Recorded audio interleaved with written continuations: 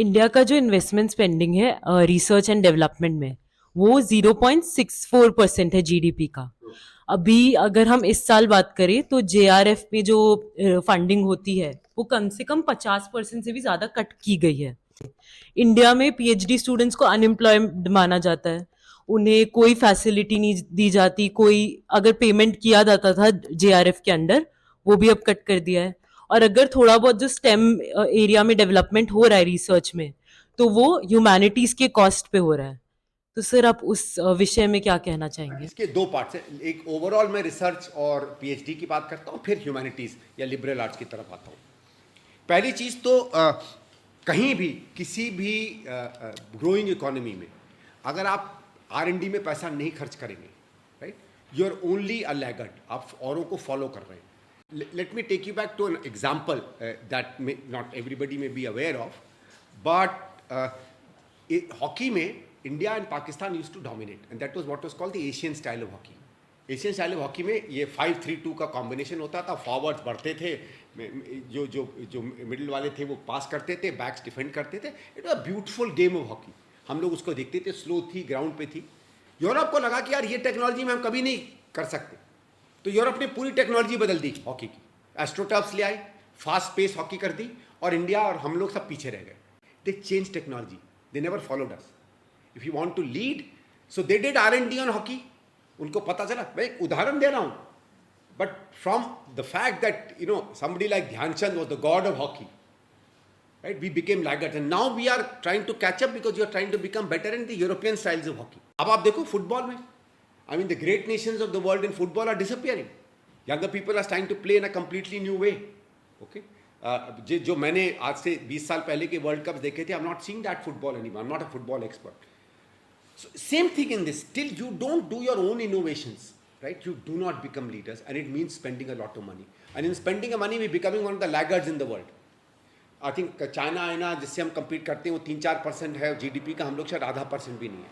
तो ये क्या रिलक्टेंस है गवर्नमेंट का, मैं नहीं समझ पा रहा। Now, is it because government doesn't have money? Ultimately तो वही होगा, या गवर्नमेंट केवल पॉलिटिकली इंपॉर्टेंट चीज़ों में पैसा इन्वेस्ट करना चाहती है, और अगर वो बात है तो government should be question. Second part is humanities. There has been a great reluctance of most most governments now कि आप humanities पे invest नहीं करें, which is history, which is language, इसमें philosophy आती है, anthropology, even economics, ये सब चीज़ें आती हैं। और क्यों? क्योंकि क्या है, देखो मैं ये नहीं कह रहा हूँ कि प्योर साइंसेज भी उसमें आता है, थोड़ा बहुत प्योर साइंसेज में भी कम होता है। See technology is a little too much of a disciplined science. 5 + 5 is 10. Humanities में 5 + 5 is never 10. It trains your mind in a very different way. You question. See, no patriarch has a problem with their girl being a brilliant mathematician.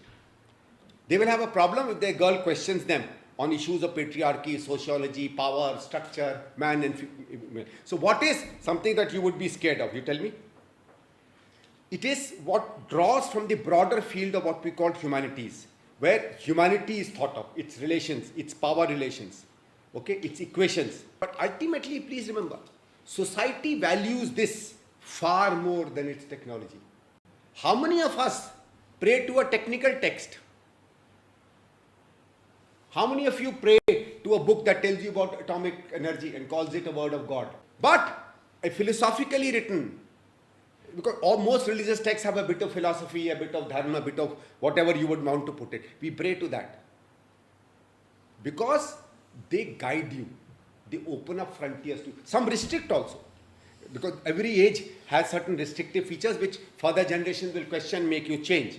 Okay, so according to me, in fact, liberal arts and humanities as an element of progress of society is far more critical than just the progress of technology. That also helps, that is also necessary. But you can have a life in which technology yet may not be where it ought to be. But I think life becomes far more miserable when your liberal thinking, your progressive ideals, your adherence to democracy and human values, where your human rights, where these are not as pure or as good as your expectations of it are.